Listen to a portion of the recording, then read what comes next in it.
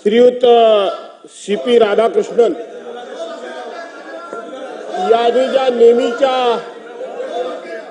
आपल्या अर्थसंकल्पीय अधिवेशनाच्या पूर्वी जी प्रथा आहे, परंपरा आहे, की अर्थसंकल्पीय अधिवेशनापूर्वी राज्यपाल महोदयांनी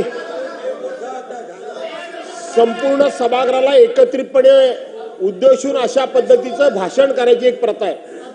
त्याचा एक मिनिटाचा मुद्दा पूर्ण करू द्या. चला घ्या, 1 मिनिटात घ्या. मनापासून आभारी आहे. पण आता फार लांबण लावत नाही. मुद्द्याचे 2-3 मुद्दे मांडतो अध्यक्ष महोदय. मध्येच थांबवू नका मला. अध्यक्ष महोदय, अण्णाभाऊ साठेंचं स्मारक व्हावं या सभागृहात मी गेली अनेक वर्ष ऐकतोय. तुम्हाला माहिती आहे सरकारनं काय केलं? यांच्या सरकारनं गाजावाजा करत 80 कोटी रुपयाचं अण्णाभाऊ साठे स्मारक उभा करणार. आता अण्णाभाऊंचं घर, अध्यक्ष बोलू द्या, मी वाइंड अप करतो. अण्णाभाऊंचं घर तिकडे 2 किलोमीटर लांब आणि ह्यांनी सगळं DPR प्लॅनिंग केलं 2 किलोमीटर लांब. हे काय स्मारक होतं का? या आमच्या सरकारनं त्याला 310 कोटी मंजूर केले आणि मी मागणी केली की माझ्या घाटकोपरचे लोक घाटकोपर मध्येच राहतील. ते देखील मान्य केलं. येणाऱ्या 2 महिन्याच्या आत अण्णाभाऊ साठे स्मारकाचं भूमिपूजन आमचं सरकार करतंय. If there is a will there is a way. 310 कोटी कमी नाही आहेत, अकाउंटला पण आले. अध्यक्ष महोदय, माझी एकच विनंती आहे शासनाला. केंद्र शासनाचं धोरण आहे की प्रत्येक जिल्ह्यात एक हॉस्पिटल करा आणि मेडिकल कॉलेज करा आणि प्रत्येक जिल्ह्यात एक कॅन्सरचं हॉस्पिटल करा. माझ्या पार्क साईडमध्ये 27 लाख मीटर विक्रमी पार्क साईडला 30 बिल्डिंगचं रिडेव्हलपमेंट होत आहे. त्याच्यामध्ये 15 बिल्डिंग तोडल्यात. बाकीच्या बिल्डिंग ज्या आहेत त्या ठिकाणी जवळपास 20 लाख स्क्वेअर फीट उरते जागा.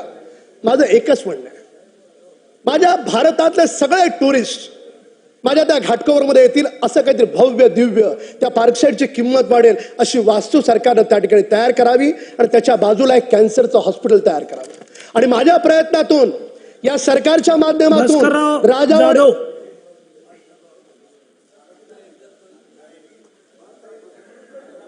सन्माननीय अध्यक्ष महोदय, मी माझ्या भाषणाला सुरुवात करण्यापूर्वी एक बाब आपल्या आणि संपूर्ण सभागृहाच्या लक्षात आणून देऊ इच्छितो की ज्या वेळेला या प्रस्तावावर चर्चा सुरू झाली त्यावेळेला त्या ठिकाणी असलेले पीठासीन अधिकारी, त्या पीठासीन अधिकाऱ्यांनी असं सांगितलं होतं की अभिनंदनाचा प्रस्ताव मांडणारा जो प्रस्तावक आहे तो 15 मिनिटं भाषण करेल. त्या प्रस्तावाला पाठिंबा देणारे सन्मान्य सदस्य आहेत ते 10-10 मिनिटं भाषण करतील. हे रेकॉर्ड आहे, अनुमोदन रेकॉर्ड आहे. मी सभागृहाच्या आणि आपल्या निदर्शनाला देऊ इच्छितो, आपणही आपलं रेकॉर्ड तपासून बघा. 2:16 प्रस्तावकांना आपल्या भाषणाला सुरुवात केली आणि शेवटचे वक्ते राम कदम हे 3:28 खाली बसलेले आहेत. 28 मिनिटं आणि 30 सेकंदांनी. माझं गणित कच्चं आहे. ही 25 मिनिटं झाली की किती तास झाले आणि त्याप्रमाणे आपण मला बोलायला द्या. एक दुसरं, आपण मला हमी दिलेली आहात अध्यक्ष महोदय की ज्या वेळेला सन्मान्य सदस्य राम कदम यांनी काही आक्षेपार्ह विधान केली त्यावेळेला मी आपल्याला आपला order of day, point of order उपस्थित केला. ऑर्डर ऑफ डे ने पॉइंट ऑफ ऑर्डर उपस्थित केला होता. आपण मला पॉइंट ऑफ ऑर्डर उपस्थित करण्याची संधी दिली. त्याच वेळेला मी आपल्याकडून हमी घेतली की ज्या वेळेला मी भाषण करेन त्यावेळेला आपण मला पूर्णपणे संरक्षण द्याल. यांचं भाषण जसं आम्ही ऐकलं तसं आमचं देखील भाषण ऐकलं जावं. आणि तिसरी गोष्ट अध्यक्ष महोदय, आपण खूप महाराष्ट्राचे गुणगान गातो, महाराष्ट्राच्या विधिमंडळाचं कौतुक अख्ख्या देशामध्ये होतं म्हणून सांगतो आणि ते सांगण्यासारखंच कौतुक आहे. त्याचे अनेक रेफरन्स आहेत. आपण जितके वेळ सभागृहात, कदाचित एखादी टर्म माझी जास्त असेल पण तितके वेळ तुम्ही सुद्धा आहात. अध्यक्ष महोदय, आपल्यासारखा सिनियर माणूस सभागृहामध्ये जेव्हा चेअरवर बसतो आणि माझ्यासारखा माणूस घसा फोडून सांगतोय की अध्यक्ष महोदय मला पॉइंट ऑफ ऑर्डर उपस्थित करायला द्या. पॉइंट ऑफ ऑर्डर उपस्थित करायला दिल्यानंतर तो स्वीकारायचा की फेटाळायचा हा आपला अधिकार आहे. काय करावं काय विरोधी पक्षानं विरोधी पक्ष संख्येनं कमी आहे जर आम्ही लोकशाही मानणार असू तर शेवटी संख्येनं कमी की जास्त याचा विचार न करता लोकशाहीचं संवर्धन म्हणून, लोकशाहीची शान म्हणून आणि लोकशाहीचा अधिकार म्हणून आम्हाला आमचे विषय मांडायला दिले पाहिजे.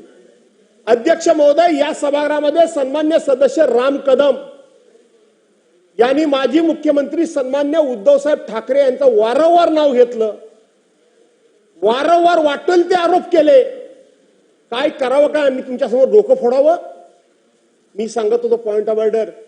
सभागृहामध्ये माजी अध्यक्ष इथं दिलीपराव वळसे पाटील बसलेत, आज तुमच्या सरकारच्या बाजूला असतील, पण संसदीय कार्याची बूज म्हणून त्यांनी कबूल केलं पाहिजे खरं की खोटं. ज्या माणसाला, ज्या सदस्याला, ज्या व्यक्तीला, ज्या प्रतिष्ठित व्यक्तीला या सभागृहामध्ये येऊन आपल्यावर झालेल्या आरोपाचा खुलासा करता येत नाही, त्याचा नामोल्लेख या सभागृहामध्ये होता कामा नये. हा नियम आहे की नाही? ही प्रथा आहे की नाही? आणि हे पावित्र्य पाळलं गेलंय की नाही? काय करावं आम्ही? आम्ही काय करायला पाहिजे? अध्यक्ष महोदयांना आता गप्प राहायला सांगा, त्यांना गप्प राहायला सांगा अध्यक्ष महोदय. आता राम कदम साहेब बसा, आपण बसा. भास्करराव जाधव साहेब, मी आपल्याला सांगितलं की काही चुकीचं बोललं गेलं असेल नाही, तर ते काढू नका, रेकॉर्ड तपासून रेकॉर्डवरून काढलं जाईल. नाही अध्यक्ष महोदय ऐका जरा, आपण आता दोघांनी बोलूया, त्यांना जरा गप्प राहायला सांगा. अध्यक्ष महोदय बसा कदम साहेब बसा. तुमचं भाषण चालू असताना त्यांना 3दा बसवलं मी.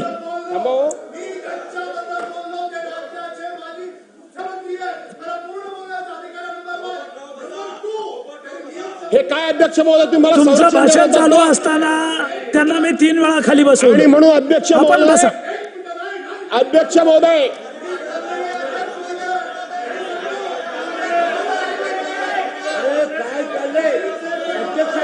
बघतोस तुला आता.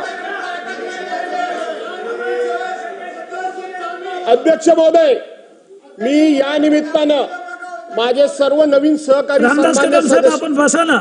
तुम्ही बोलत असताना त्यांना 3दा भास्कररावला खाली बसवलं. आपण बसा. मी बसतो काय? प्लीज. तुम्ही मला बसवल्यानंतर मी पुन्हा उठलो बसले, नाही. तुम्ही 3दा बसले. करा आणि मी कंटिन्यू पुन्हा उठलो नाही. कंटिन्यू करा. एवढे आरोप करतो, मी गप्प होतो. अध्यक्ष महोदय, मला सन्मान्य नवीन सदस्यांना सुद्धा काही या ठिकाणी विनंतीवजा सूचना करायची आहे. कधी कधी आपण आपल्या नेत्यांना, कधी कधी आपण इतकी चापलुशी करतो, इतका त्या ठिकाणी हंजी करतो आणि इतकं टोकाला बोलतो. कदाचित आपल्याला असं वाटत असेल की अशा वक्तव्यानं आपले नेते खुश होतील, पण आपण कळत नकळतपणे त्या पक्षाची प्रतिमा खराब करतो. पक्षांतरचा विषय माझ्या नशिबात सुद्धा आला होता, पण अध्यक्ष महोदय, पूर्वीच्या पक्षाबद्दल एक गैरशब्द काढल्याचा सभागृहामध्ये कुणीही सांगा. आहे तिथे जुनी जाणती म्हणजे सुधीर भाऊ गेले, कदाचित माझ्या बरोबरचे सुधीर भाऊ आहेत, त्याच्या अगोदरचे जयंतराव पाटील, भुजबळ साहेब, दिलीप वळसे पाटील, अजितदादा, एवढेच आता जुने सदस्य राहिले. त्याच्यानंतर बाकी सगळे आमच्यापेक्षा जुने आहेत, नवीन आहेत. मी आणि सुधीर भाऊ आहेत, बाकी तुम्ही एक आहात. पण तुमच्याबद्दल मला तर वाईट वाटलं मंत्री महोदय. तुम्ही अध्यक्षांना गप्प सांगत होता आणि त्यांना बोलू द्या म्हणून सांगत होतात. हे बरोबर नाही मंत्री महोदय, हे बरोबर नाही. आणि मला तुम्हाला विनंती करायची आहे की कुणीतरी म्हणायला पाहिजे होतं की हे योग्य नाही, पण तुम्ही त्यांना प्रोत्साहन देत होतात. तुम्हाला असं वाटत असेल जाधव साहेब, माझ्याकडे पाहून बोला आणि राज्यपालाच्या अभिभाषणावर बोला. हे त्यांना काय नाही सांगितलं? माझ्याकडे पाहून बोला. हे मगाशी त्यांना काय नाही सांगितलं? त्यांनाही थांबवलं ना मी. काय थांबवलं? त्यांनाही थांबवलं. मी टायमिंग वाचून दाखवलं. बोला, राज्यपालाच्या भाषणावर बोला. बोला. कशाला बोलायचं मग? बोला. तुम्हीच बोला, आम्ही जातो. आणि म्हणून आपल्याला असं वाटत असेल की हे आपण भूषणावं करतोय, असं होत नाही अध्यक्ष महोदय. समाज फार डोळस आहे, समाजाचे डोळे उघडे आहेत. काय करतोय, काय करत नाही आपण, हे बाहेर समाज त्याचा लेखाजोखा मांडत असतो, याचं भान ठेवा. अरे सत्ता येतात आणि जातात, आल्या आणि गेल्या. कैक सत्ता आल्या आणि कैक सत्ता गेल्या. ही पहिली आणि शेवटची नाहीये. याच्या पुढे सुद्धा ही लोकशाही जिवंत ठेवायची आहे. आणि म्हणून अध्यक्ष महोदय, अशा पद्धतीने एका नेत्याचं नाव घेणं हे आजपर्यंत या सभागृहामध्ये कधी झालं नाही. आणि चुकून जर कोणी नाव घेतलं तर तात्काळ तालिका त्या असलेले चेअरपर्सननी त्यांना सांगितलं हे नाव बंद करा, घ्यायचं नाही. मी तुम्हाला विनंती करतो की माझ्या नेत्यावर जे आरोप झाले ते तुम्ही काढू नका. माझ्या नंतरची पिढी आपल्या वाचनालयामध्ये हे वाचायला येईल आणि आपण किती आदर्श इथं निर्माण केलेत ते लोकांना कळतील. असं समजू नका तुम्ही, लोकांना कळतील. अध्यक्ष महोदय, मी या ठिकाणी राज्यपालांच्या भाषणावर बोलण्याकरता मी सुरुवात करतो. पहिली गोष्ट अध्यक्ष महोदय, एक गोष्ट मला आपल्या लक्षात आणून द्यायची आहे, सन्मान्य सदस्यांच्या लक्षात देखील आली असेल. ज्या वेळेला राज्यपाल महोदयांच्या भाषणाकरता आपण गेलो त्यावेळेला तिथं राष्ट्रगीत झालं आणि राज्यगान झालं. ते राज्यगान अतिशय खणखणीत आवाजात झालं होतं. इथं ज्या वेळेला राष्ट्रगीत आणि राज्यगान सुरू झालं त्यावेळेला मी सांगितलं होतं की स्वातंत्र्यवीर सावरकरांनी सांगितलेलं आहे की राष्ट्रगीत किंवा राज्यगीत हे रणगान असलं पाहिजे, रणगान असलं पाहिजे. गान गाताना, ते राष्ट्रगीत गाताना, राज्यगान गाताना अंगातून असे शहारे राहिले पाहिजेत, अंगामध्ये असे एक प्रकारचा रक्त उसळून आलं पाहिजे. आणि आपण आपलं जे जाऊ द्या, कशाला उगाच एवढं ऐकल्यानंतर पण पुन्हा रामकदम रामकदम करता काय? काय ऐकतात ते? त्यांना ऐकवायचं, त्यांना दुसऱ्यांना ऐकवायचं होतं, पण ते काय एवढे कमी बुद्धीचे नाहीयेत. आणि म्हणून स्वातंत्र्यवीर सावरकरांनी सांगितल्याप्रमाणे वरच्या सभागृहातलं राष्ट्रीय गीत आणि राज्यगान हे एकदम खणखणीत आवाजात झालं, जोशात झालं. पण त्यानंतर माझं चुकत असेल तर मला करेक्ट करा, मी काय आरोप करत नाहीये. परंतु दोन्ही गाणी तुम्ही एकदा एकत्र ऐका, अध्यक्षांना सांगा. मला असं वाटतं की या खालच्या सभागृहातल्या त्या गाण्याच्या रेकॉर्डमध्ये सुधारणा झालेली नाही. जय जय महाराष्ट्र माझा हे जेव्हा गाणं सुरू होतं, भीती ना आम्हा तुझी मुळी ही गडगडणाऱ्या नाभा, गडगडाट झाला पाहिजे. अस्मानीच्या, अस्मानीच्या म्हणजे अस्मानीच्या नव्हे, अस्मानीच्या सुलतानीला जवाब देतील जिवा. म्हणजे समोरच्या माणसाच्या हातामध्ये शस्त्र असेल, तलवार असेल, तर त्या तलवारीला सामना करण्याची जीभ माझी, हा त्याचा अर्थ आहे. आणि म्हणून ती गाणी जरा क्रॉस चेक करा आणि जर सुधारणा करावीशी वाटली, तुम्हाला वाटलं दोन्ही सारखे आहेत, तर माझा काही आग्रह नाही. पण माझं म्हणणं आहे की दोन्ही गाणी सारखी नाही. अध्यक्ष महोदय, राज्यपाल महोदयांचं या ठिकाणी भाषण झालं. हे राज्यपाल महोदयांचं भाषण करत असताना या राज्यपालांच्या भाषणामधला कुठला मुद्दा मी या ठिकाणी चांगला घेऊ हेच मला खरं सांगायला तर सांगता येत नाही. कायदा आणि सुव्यवस्थेच्या बाबतीत काय बोलले राज्यपाल महोदय?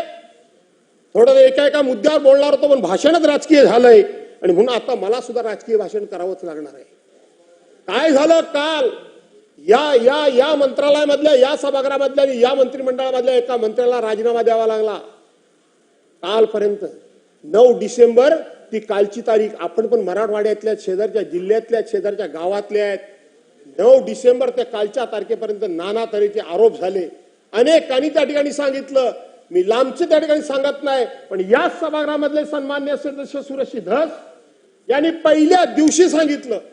आणि नागपूरला डिबेटला आम्ही जेव्हा बसलो होतो त्यांनी आम्हाला फोटो दाखवले. ते सातत्यानं सांगत होते की ज्याला मारला त्याला इतक्या निर्दयपणे मारला, इतक्या निर्घुणपणे मारला आणि तो पाणी मागत होता, त्याला पाण्याच्या ऐवजी त्याच्या तोंडामध्ये त्या ठिकाणी लघवी करण्यात आली. ही शुद्ध मराठी शब्द वापरतोय. हे लघवी बिगवीचे फोटो, त्याला मारतानाचे फोटो, त्याची हालाल करणाऱ्याचे फोटो, ज्याचं वर्णन सुरेश धस सातत्यानं करत होते, ज्याचं वर्णन संदीप क्षीरसागर सातत्यानं करत होते, ज्याचं वर्णन बाकीचे सगळे सातत्यानं करत होते, ते फोटो काल आले, व्हायरल झाले परवांच्या दिवशी. आणि काल धनंजय मुंडेंचा राजीनामा घ्यावा लागला. अध्यक्ष महोदय, याचा अर्थ जे सुरेश धस सांगत होते, जे सुरेश धसना फोटो माहिती होते, ते सरकारकडे फोटो नव्हते काय? ते पोलीस खात्याकडे फोटो नव्हते काय? म्हणजे जर नव्हते तर सुरेश धस सांगत होते की त्याच्या तोंडामध्ये लघवी केली, ती वस्तुस्थिती कशी निघाली. याचा अर्थ या सरकारने संतोष देशमुखची ज्या पद्धतीनं हत्या झाली, त्याचा ज्या पद्धतीनं खून झाला, त्याच्या बायको पांढरं कपाळ घेऊन, त्याची पत्नी, बायको म्हणजे पत्नी पांढरं कपाळ घेऊन प्रत्येकाच्या दारोदार फिरत होती. परंतु सत्ता पिपासू लोकांना सत्ते पुढे कोणाची दयामाया आली नाही. त्या माऊलीचं पांढरं कपाळ दिसलं नाही. ती छोटी त्याची मुलगी सातत्यानं लोकांच्या घरामध्ये जाऊन मला न्याय द्या म्हणून सांगत होती. ते कोणाला कळलं नाही. ते सरकार कुठल्या कायदा आणि सुव्यवस्थेबद्दल बोलतं?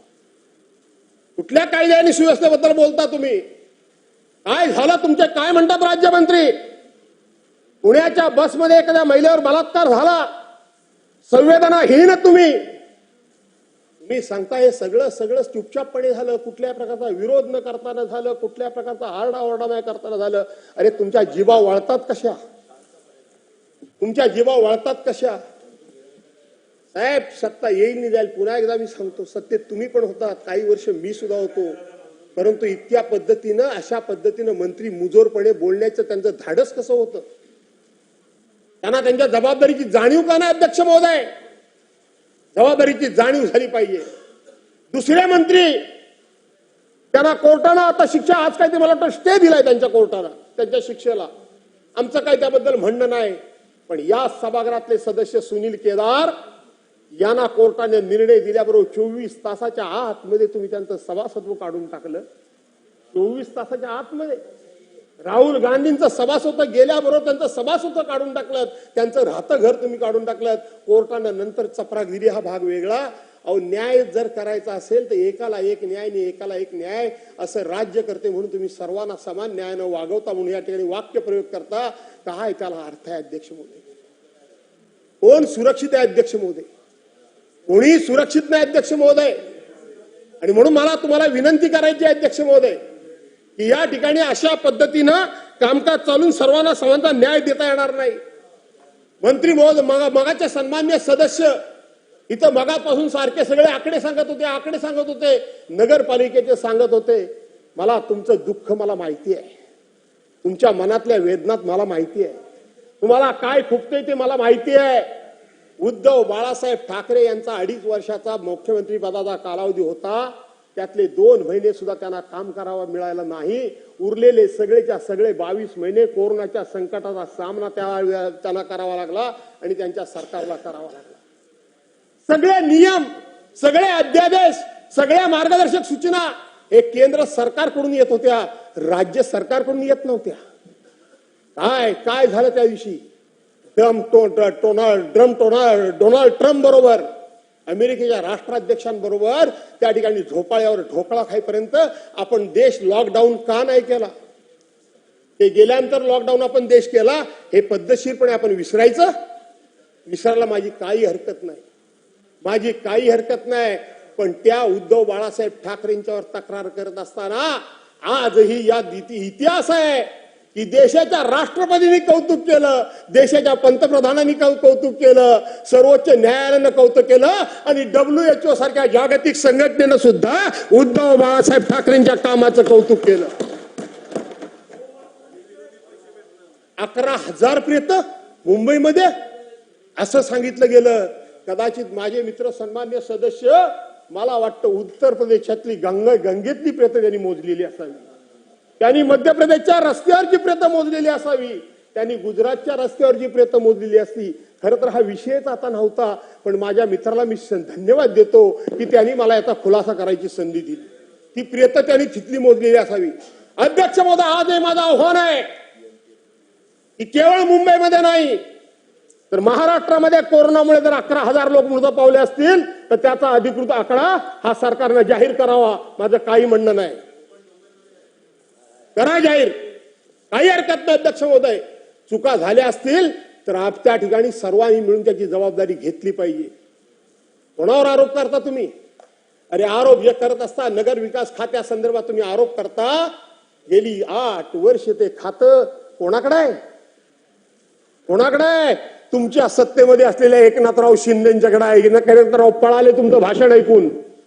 एकनाथरावला कळून चुकलं की त्या ठिकाणी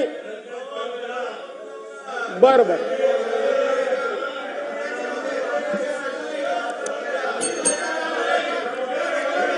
बसा, खाली बसा.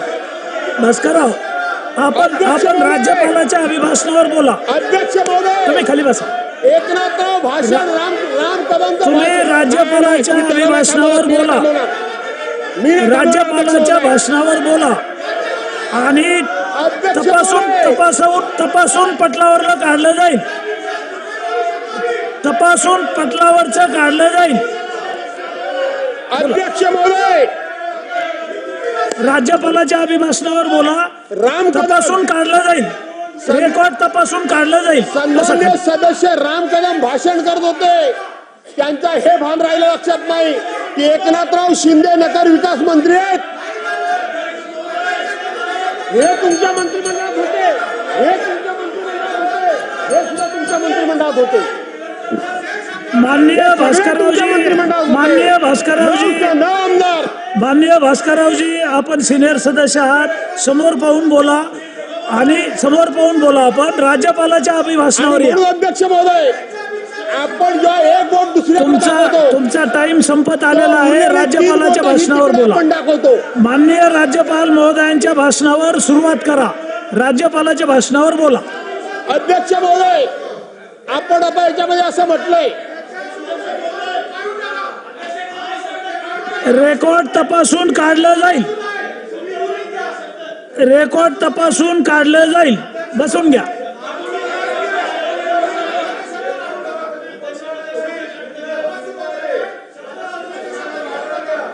माननीय विधानसभेचे अध्यक्ष रेकॉर्ड तपासून पटलावरचं काढतील.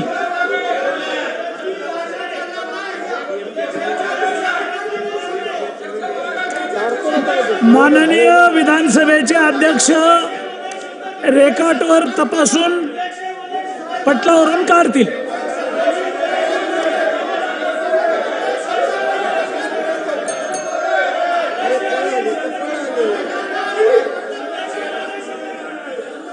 मी आपल्याला वारंवार सांगतो की विधानसभेचे अध्यक्ष रेकॉर्ड तपासून पटलावरचं काढतील.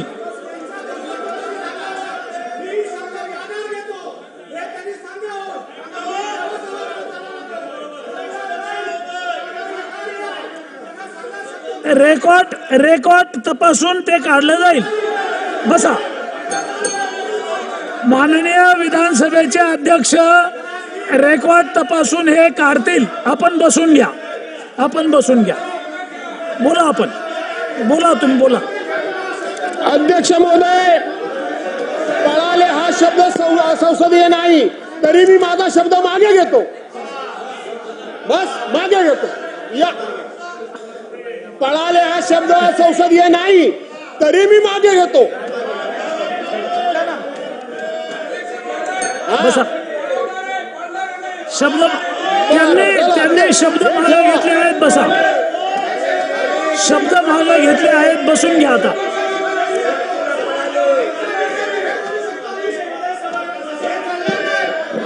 सुरू करा. आणि म्हणून अध्यक्ष महोदय,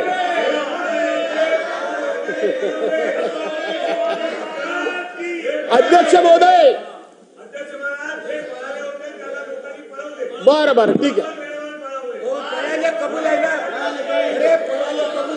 आणि म्हणून अध्यक्ष महोदय, एक लक्षात घ्या,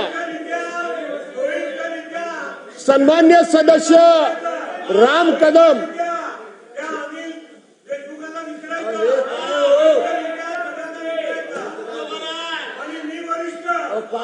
अध्यक्ष महोदय, काय चाललंय? बोला भास्कररावजी. चला. राज्यपालाच्या अभिभाषणावर सुरू करा. राज्यपालाच्या अभिभाषणावर बोला. तुमचा वेळ संपत आलेला आहे. राम कदम हे आरोप करत असताना भाजपची चाल काय ती मला चांगली माहिती आहे. आपल्या बरोबर ठेवायचं आपल्या मित्राला. आपण राज्यपालाच्या अभिभाषणावर आलेच नाही अजून. माननीय भास्कररावजी, आपण राज्यपालाच्या अभिभाषणावर सुरुवातच केलेली नाहीये. तुमचा टाइम संपत आला. मूळ मुद्दा आहे राज्यपाल महोदयांच्या अभिभाषणावर बोला.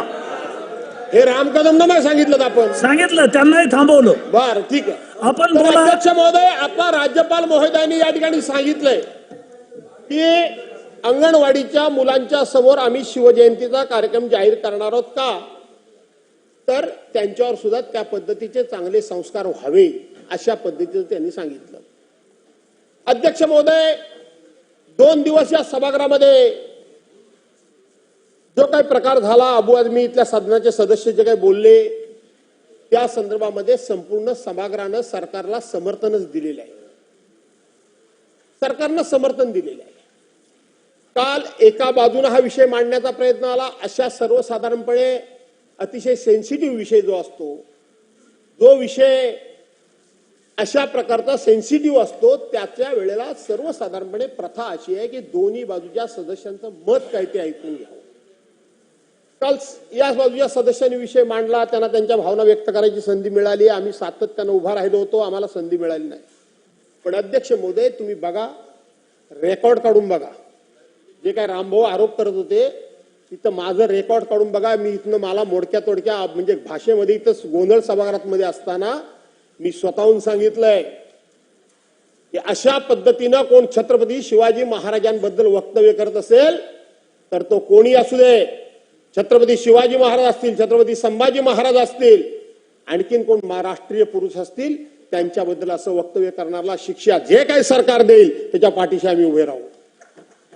आज सुद्धा सरकारनं या ठिकाणी प्रस्ताव आणला.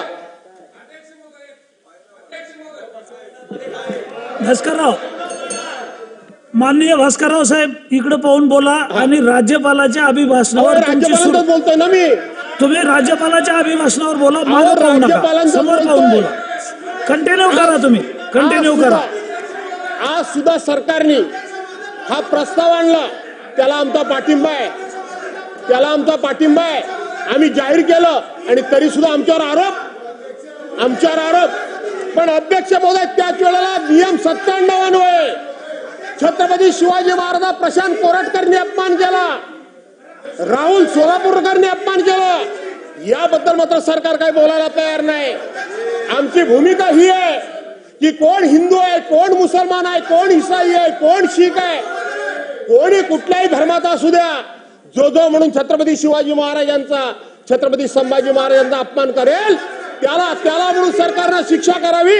आम्ही सरकारच्या पाठीमागे उभे आहोत. ही आमची अध्यक्ष महोदय भू आहे. अध्यक्ष महोदय, या ठिकाणी ग्रीनफील्ड सरकारनं शक्तीपीठ रस्ता करण्यासंदर्भामध्ये या ठिकाणी बघा, ऐका, रामदास कदम साहेबांचं भाषण चालू असताना भास्करराव 3 वेळा उठले आणि पॉइंट ऑफ ऑर्डर म्हणले. त्यांना बोलायला संधी दिली नाही. त्यांचं भाषण संपू दे ना. तुमचा काही पॉइंट ऑफ ऑर्डर तुम्हाला बोलू देऊ ना. बोला.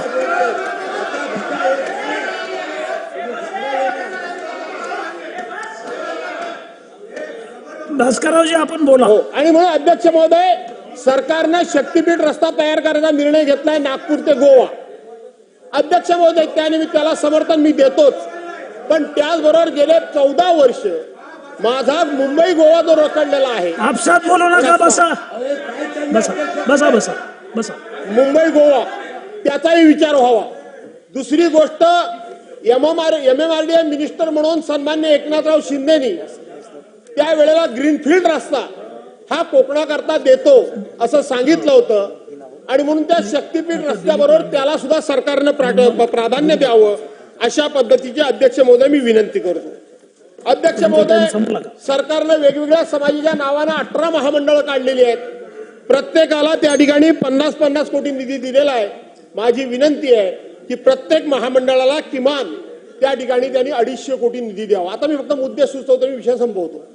दुसरं, अध्यक्ष महोदय, सरकारनं या ठिकाणी तिथं आयुर्वेदाला प्राधान्य देण्याचा निर्णय पॉइंट नंबर 56 मध्ये केलेला आहे. माझी विनंती अशी, अध्यक्ष महोदय, की कोकणामध्ये मोठ्या प्रमाणे जैवविविधता भरपूर आहे आणि कोकणामध्ये निसर्गतः औषधी वनस्पती मोठ्या प्रमाणात आहेत. आणि म्हणून त्याचं संशोधन सुद्धा करण्याकरता सरकारने जे इतर जिल्हे घेतलेले आहेत त्याच्यामध्ये कोकणामध्ये देखील आमचे 4 जिल्हे घ्यावेत. सिंधुदुर्ग, रत्नागिरी, रायगड आणि ठाणे. मुंबई थोडा बाजूला ठेवा किंवा पालघर पण घ्यावा लागेल, कारण आता नवीन पालघर झालाय, त्याचाही विचार करावा. अध्यक्ष महोदय, सरकारनं या ठिकाणी बालेवाडीच्या धर्तीवर नागपूरला सुद्धा एक क्रीडा संकुल उभं करायचा निर्णय केलाय. त्यांना डिस्टर्ब करू नका. बसून घ्या. बसा, खाली बसा.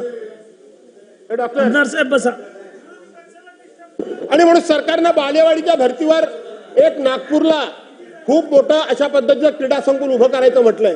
पण अध्यक्ष महोदय, आपल्याला आठवत असेल 2009 साली सरकारने एक निर्णय घेतला.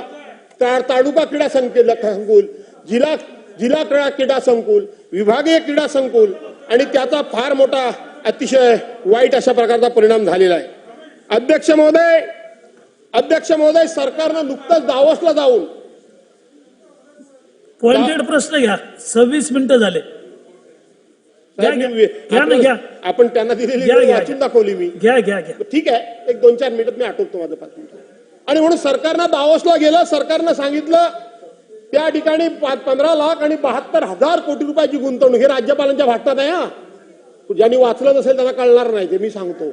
मुद्दा नंबर तो आहे 4. मी वाचलंय. नाही, आपल्याला नाही म्हणा, आपल्याला कसं म्हणा, आपण चेअरपर्सन आहात. आणि म्हणून त्यांनी सांगितलं की 15,72,000 कोटी रुपयाची गुंतवणूक झाली. अध्यक्ष महोदय, त्यांनी सांगितलं 15 लाख लोकांना नोकऱ्या आम्ही देणार आहोत. मी थोडंसं गणित केलं अध्यक्ष महोदय. 15,72,000 कोटी गुंतवणूक, राष्ट्रीय आंतरराष्ट्रीय कंपन्या किती? 63. मग मी त्याला विचार केला की प्रत्येक कंपनीला खर्च किती येणार, तर 24,952 कोटी. आणि 24,952 कोटीच्या कंपनीमध्ये प्रत्येक कंपनीला 23,809 कामगार लागणार. वा रे वा, सरकार खरोखर जादूगार आहे सरकार, आणि सरकारने जादूगिरी करावी अशी त्यांना मी विनंती करतो. अध्यक्ष महोदय, 28 जिल्हा आणि 77 गट हे आपण डोंगरी विकासमध्ये घेतले. मला वाटतं आपला पण जिल्हा आता आलाय. हल्ली माझा मतदारसंघातला गुहागर आलाय. याला बरेच वर्षापासून 1 कोटी रुपये निधी होता. या प्रत्येक गटामागे 250 कोटी आणि अर्ध गटामध्ये 125 कोटी रुपये निधी द्यावा अशा प्रकारची अध्यक्ष महोदय विनंती करतो. अध्यक्ष महोदय, आपण इथं सांगितलंय की 24 ते 25 या वर्षामध्ये 10 लाख आम्ही प्रशिक्षित अशा प्रकारचे मुख्यमंत्री युवा कार्य प्रशिक्षण आम्ही तयार करणार आहोत. अध्यक्ष महोदय, निवडणुकीच्या पूर्वी सप्टेंबर मध्ये हा GR निघाला, सप्टेंबर मध्ये. आणि मुख्यमंत्री युवा कार्य प्रशिक्षण योजनेअंतर्गत तुम्ही दिलेला आकडा 1,32,000 युवकांना तुम्ही प्रशिक्षण दिलं. मला उत्तर द्या या सभागृहामध्ये की आता एप्रिल महिन्यानंतर या युवकांचं काय होणार आहे. या युवकांना घरी पाठवलं जाणार आहे निवडणुकी करता, म्हणून त्यांना अशा पद्धतीने नेमलं गेलं. जर सरकार हे मुख्यमंत्री युवा प्रशिक्षण कार्य, तुम्ही युवकांचे युवक आहात, तुम्ही काय कमी युवक आहात काय. आणि म्हणून या ठिकाणी त्याला, आणि म्हणून आता 1,32,000 दिलीप लांडे साहेब लोकांना एक मिनिट तुम्ही नोकरी करता फसवलं, आता 10 लोकांना फसवणार आहात. आणि म्हणून अध्यक्ष महोदय, अशा पद्धतीने फसवीचे धंदे बंद करण्याच्या ऐवजी अध्यक्ष महोदय, सरकारला आता थम्पिंग मेजॉरिटी मिळालेली आहे. थम्पिंग मेजॉरिटी मिळालेली आहे. गेल्या अनेक वर्षामध्ये इतकं मजबूतीचं सरकार कधीच आलेलं नव्हतं. माझी विनंती आहे सरकारला की सरकारनं कायद्याच्या दृष्टीत काही कणखर भूमिका घ्यावी. आर्थिक शिस्त लाभवण्याच्या बाबतीत सरकारनं काही ना काहीतरी कठोर निर्णय घ्यावे. आणि दिलीप लांडे साहेब आहेत का सभागृहामध्ये? देशामध्ये आणि या राज्यामध्ये सर्वांना समान न्याय मिळण्याकरता म्हणून फक्त बोलून चालणार नाही, बोलणारे साहेब, आमदार बोलणारे, कृती करा. आणि केवळ मतांकरता छत्रपती शिवाजी महाराजांचा आणि संभाजी महाराजांचा उल्लेख करू नका. कुठल्याही जाती धर्मातला माणूस असेल जो छत्रपती संभाजी महाराज, छत्रपती शिवाजी महाराजांचा अपमान करेल त्याच्यावर कारवाई करण्याचं धाडस दाखवा. नाही तर प्रशांत कोरटकर आमचा, राहुल तो कोणतो काय तुझं कोल्हापूरकर आमचा, आणि दुसऱ्या धर्मातला माणूस कोणतरी बोलला, कुठल्याही धर्मातला असू द्या, तर शिवाजी महाराजांच्यावर तुमचं प्रेम आहे. नाही तर तुमचं प्रेम निवडणुकी करता चलो करा, निवडणुकीला होणार नाही. आणि म्हणून राज्यपालांचं भाषण, हे राज्यपालांच्या भाषणामध्ये राज्यपालांनी पुऱ्या भाषणामध्ये माय गव्हर्नमेंट बोललेले नाहीत.